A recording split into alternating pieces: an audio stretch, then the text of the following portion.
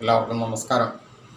രാഹുൽ മാക്കുട്ട വിഷയമായിട്ടാണ് വന്നിരിക്കുന്നത്. രാഹുൽ മാക്കുട്ടത്തിൻ്റെ ഒരു കാര്യം ഇപ്പോൾ പൊതുസമൂഹത്തിൽ ഏറ്റവും അധികം ചർച്ചയാവുന്ന ഒരു വിഷയമാണ്. ആ വ്യക്തി എല്ലാ രീതിയിലും കുറ്റവിമുക്തൻ എന്ന രീതിയിലേക്ക് കോടതിയുടെ നിരൂപണങ്ങളെക്കാൾ ഉപരി സമൂഹത്തിൻ്റെ ഒരു വിലയിരുത്തൽ കൂടി വന്നുകൊണ്ടിരിക്കുന്നു.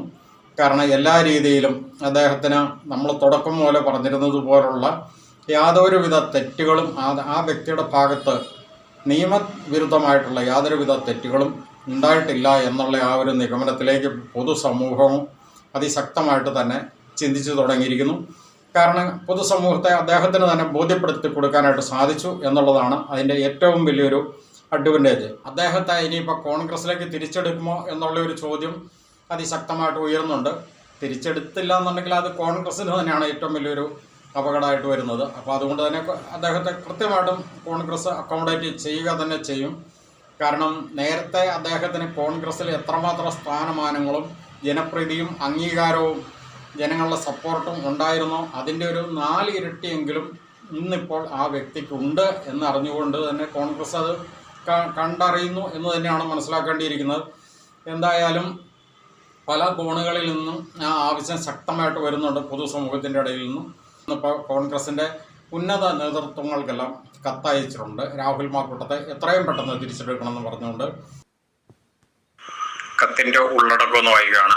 ഡിക്റ്റേറ്റീവ് ന്യൂസ് കേരള നടത്തിയ ജനങ്ങളുടെ ഇടയിലും രാഷ്ട്രീയ, സാമൂഹ്യ, സാംസ്കാരിക മണ്ഡലങ്ങളിൽ പ്രവർത്തിക്കുന്ന കേരളത്തിലെ മൊത്തം ജനങ്ങളിൽ നിന്ന് കിട്ടിയ പ്രതികരണങ്ങളുടെ വെളിച്ചത്തിലും ഞങ്ങൾ കോൺഗ്രസ് ഉന്നത നേതൃത്വത്തിന് നൽകിയ കത്തിൻ്റെ ഉള്ളടക്കം. കത്ത് കൊടുത്തിരിക്കുന്നത് കോൺഗ്രസിന്റെ central election authority chairman Shri Madhusudanan Mistry അവറുകൾക്കും കേരളത്തിന്റെ ചുമതലയുള്ള ദീപദാസ് മുൻഷി അവറുകൾക്കും ശ്രീമതി സോണിയാജി, ശ്രീ രാഹുൽ ഗാന്ധി, ശ്രീമതി പ്രിയങ്ക ഗാന്ധി, ശ്രീ KC വേണുഗോപാൽ, ശ്രീ സണ്ണി ജോസഫ്, ശ്രീ PC വിഷ്ണുനാഥ്, അത്തരം പേർക്കാണ് കത്തയച്ചിരിക്കുന്നത്. കത്ത് ഒന്ന് വായിക്കുകയാണ്.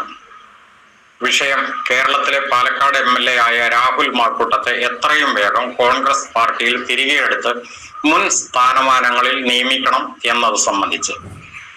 സർ, മാഡം, രാഹുൽ മാക്കുട്ടം MLAക്കെതിരെ ഉയർന്നു വന്ന പീഡന പരാതികളെല്ലാം CPM-ഉം BJP-യും കോൺഗ്രസിലെ തന്നെ ചുരുക്കം ചില തൽപര വ്യക്തികളും ചേർന്ന് നടത്തിയ ഗൂഢാലോചനയുടെ ഭാഗമായി ഉണ്ടായതാണെന്നും അവയൊന്നും കോടതികളിൽ പോലും നിലനിൽക്കുന്നതല്ലെന്നും ഇതിനോടകം സകല ആളുകൾക്കും, പ്രത്യേകിച്ചും ലോകത്തുള്ള മുഴുവൻ മലയാളികൾക്കും ബോധ്യമായി കഴിഞ്ഞു. ഈ സത്യം പുറത്തായതോടെ അദ്ദേഹത്തിനുള്ള ജനപ്രീതി 10 മടങ്ങ് വർദ്ധിച്ചിരിക്കുകയാണ് ഇപ്പോൾ. ലോകത്തുള്ള മലയാളികളിൽ മഹാഭൂരിപക്ഷം പേരും ഇപ്പോൾ അദ്ദേഹത്തെ അങ്ങേയറ്റം സ്നേഹിക്കുന്നു, ചേർത്ത് പിടിക്കുന്നു, കരുതലോടെ നോക്കിക്കാണുന്നു, ഏറ്റവും നല്ല ഒരു ജനകീയനായി കാണുന്നു. കേരളത്തിൽ നിയമസഭാ ഇലക്ഷൻ അടുത്തു വരുന്ന ഈ സാഹചര്യത്തിൽ എത്രയും വേഗം അദ്ദേഹത്തെ പാർട്ടിയിൽ തിരിച്ചെടുത്ത് അദ്ദേഹത്തിന് മുമ്പുണ്ടായിരുന്ന എല്ലാ സ്ഥാനമാനങ്ങളും നൽകി കേരള ജനതയെ ഒറ്റക്കെട്ടായി കോൺഗ്രസിനോടൊപ്പം ചേർത്തു നിർത്തി മുന്നോട്ട് പോകാനുള്ള സാഹചര്യം സൃഷ്ടിക്കണമെന്ന് താല്പര്യപ്പെടുന്നു. കേരളത്തിലെ 140 നിയമസഭാ മണ്ഡലങ്ങളിലും ഏറ്റവും കൂടുതൽ ജനസ്വാധീനമുള്ള യുവ നേതാവായി രാഹുൽ മാക്കുട്ടം ഉയർന്നു വന്നു കഴിഞ്ഞു. അദ്ദേഹത്തെ കൂടി ഉൾപ്പെട്ട UDF ടീം ആണ് മത്സരിക്കുന്നതെങ്കിൽ 110 സീറ്റിന് മുകളിൽ കിട്ടാനുള്ള എല്ലാ രാഷ്ട്രീയ സാഹചര്യവും നിലവിലുണ്ട്. എന്നാൽ അദ്ദേഹം സ്വതന്ത്രനായിട്ട് നിന്ന് മത്സരിച്ചാൽ പോലും പാലക്കാട് ജയിക്കും എന്നത് വ്യക്തമാണ്. എന്നാൽ അദ്ദേഹം ഉൾപ്പെടാത്ത UDF ടീമാണ് മത്സരിക്കുന്നതെങ്കിൽ അത് 140 മണ്ഡലങ്ങളെയും ബാധിക്കാൻ ഇടയുണ്ട്. ഈ സാഹചര്യത്തിൽ UDFന് ഭൂരിപക്ഷം കിട്ടാനുള്ള സാധ്യത വളരെ കുറവാണ്. ഇക്കാര്യം പാർട്ടിയുടെ ഉന്നത നേതൃത്വം ശ്രദ്ധിക്കുമെന്ന് പ്രതീക്ഷിക്കുന്നു. ഒരു പ്രധാനപ്പെട്ട പോയിന്റ് പറയാനുള്ളത്: കയ്യിലിരുന്ന മാണിക്യത്തെ കുപ്പത്തൊട്ടിയിൽ വലിച്ചെറിഞ്ഞു കളഞ്ഞിട്ട് തെരുവിൽ കിടക്കുന്ന പാഴ്വസ്തുക്കൾ പെറുക്കിയെടുത്തിട്ട് എന്തെങ്കിലും കാര്യമുണ്ടോ? ഇത് നേതൃത്വം ചിന്തിക്കുക. ഇത് പൊതുവായ ജനങ്ങളുടെ അഭിപ്രായങ്ങൾ സമന്വയിപ്പിച്ചുകൊണ്ട് ഡിക്റ്റേറ്റീവ് ന്യൂസ് പുറത്തേക്ക് വിട്ട ഒരു കത്താണ്. ആ കത്ത് കോൺഗ്രസിന്റെ ഉന്നത നേതൃത്വങ്ങൾക്ക് അയച്ചു കൊടുത്തിട്ടുണ്ട്. അത് പൊതുസമൂഹത്തെ ഒന്ന് അറിയിക്കുന്നു. Thank you. മെയിനായിട്ട് കോൺഗ്രസിൻ്റെ സെൻട്രൽ ഇലക്ഷൻ അതോറിറ്റി ചെയർമാനായ മധുസൂദനൻ മിസ്ത്രിക്ക് കൊടുത്തിട്ടുണ്ട്. അതുപോലെ തന്നെ കേരളത്തിൻ്റെ ചുമതലയുള്ള ദീപാദാസ് മുൻഷിക്ക് കൊടുത്തിട്ടുണ്ട്. അതുപോലെ തന്നെ സോണിയാജിക്ക് കൊടുത്തിട്ടുണ്ട്, രാഹുൽ ഗാന്ധിക്ക് കൊടുത്തിട്ടുണ്ട്, പ്രിയങ്ക ഗാന്ധിക്ക് കൊടുത്തിട്ടുണ്ട്. അതുപോലെ തന്നെ KPCC പ്രസിഡന്റ് സണ്ണി ജോസഫ്, അതുപോലെ തന്നെ AICC general secretary KC Venugopal, അതുപോലെ തന്നെ PC Vishnunath KPCC vice president, ഇവർക്കെല്ലാം തന്നെ കത്തയച്ചിട്ടുണ്ട്. മറ്റൊന്നുമല്ല, രാഹുൽ മാക്കൂട്ടത്തെ എത്രയും പെട്ടെന്ന് തിരിച്ചെടുക്കുക, രാഹുൽ മാക്കൂട്ടത്തിന് മുൻ സ്ഥാനമാനങ്ങളിൽ അതേ സ്ഥാനത്ത് തന്നെ നിലനിർത്തുക. അതുപോലെ തന്നെ ഇന്ന് കേരള രാഷ്ട്രീയത്തിൽ ഏറ്റവും ശക്തനും അതുപോലെ തന്നെ ഏറ്റവും കൂടുതൽ ജനകീയനും ജനത്തിന് ആവശ്യമായ സാമൂഹ്യ പ്രതിബദ്ധതയുള്ള കാര്യങ്ങളിൽ ഏറ്റവും ആത്മാർത്ഥതയോടുകൂടി ഇടപെടുന്ന ഒരു വ്യക്തിയുമായ ആ ഒരു വ്യക്തിയെ കോൺഗ്രസിൻ്റെ ഏറ്റവും വലിയൊരു അസറ്റാണെന്ന് മാത്രമല്ല, ഇന്നിപ്പോൾ കേരളത്തിൽ 140 നിയമസഭാ മണ്ഡലങ്ങളിലും ഏറ്റവും കൂടുതൽ ജനസ്വാധീനം ഉള്ള ഒരു യുവ നേതാവ് ആരാണ് എന്ന് ചോദിച്ചു കഴിഞ്ഞാൽ അതിപ്പോൾ ഒന്നാം സ്ഥാനത്ത് ഇപ്പോൾ രാഹുൽ മാക്കൂട്ടം തന്നെയാണ്. അത് കഴിഞ്ഞിട്ട് ബാക്കി ഏത് നേതാക്കന്മാരും ഉള്ളൂ. അതുകൊണ്ട് തന്നെ അദ്ദേഹത്തിൻ്റെ ജനപ്രീതി കോൺഗ്രസ്സിന് ഏറ്റവും വലിയൊരു അസറ്റാണ്. മറ്റൊന്നുമല്ല, ഇന്നിപ്പോൾ ഈ കേരള രാഷ്ട്രീയത്തിൽ ഏറ്റവും കൂടുതൽ ഭരണവിരുദ്ധ വികാരം നിഴലിച്ച് നിൽക്കുന്ന ഈ ഒരു സാഹചര്യത്തിൽ ജനങ്ങൾ ഏറ്റവും കൂടുതൽ പ്രതിപക്ഷത്തിന് വളരെ കാര്യമായിട്ട് നോക്കിക്കാണുമ്പോൾ അതിലെ ഏറ്റവും വലിയൊരു അസറ്റ് തന്നെയാണ് രാഹുൽ മാക്കൂട്ടം.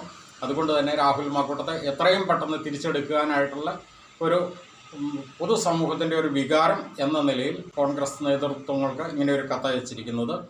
ഏതായാലും രാഹുൽ മാക്കൂട്ടത്തെ ഒതുക്കി ഇല്ലായ്മ ചെയ്യാനായിട്ട് ഇറങ്ങിത്തിരിച്ച എല്ലാ കോക്കസിൽ വ്യക്തികൾക്കും അതിൻ്റെ മുന്നണി പോരാളികളായിട്ട് രംഗത്ത് വന്ന സ്ത്രീകൾക്കുമൊക്കെ ഇപ്പം ശരിക്കും അടപടലും നിയമവ്യവസ്ഥയിൽ നിന്ന് അവർക്ക് കിട്ടുന്ന പ്രഹരങ്ങൾ മാത്രമല്ല, പൊതുസമൂഹത്തിൽ നിന്ന് കിട്ടുന്ന പ്രഹരങ്ങളാണ് അതിനേക്കാൾ ശക്തം.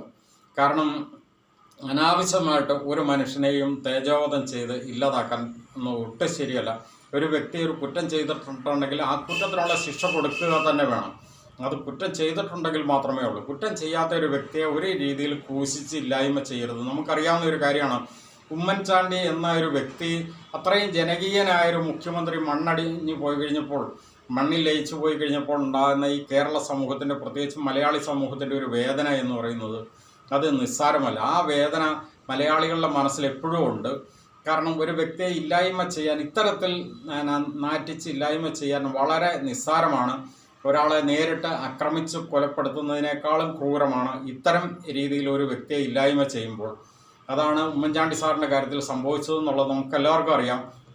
ആ ഒരു സംഭവം തന്നെയാണ് ഈ അടുത്തിടെ കോഴിക്കോട് പോലും ഉണ്ടായത്.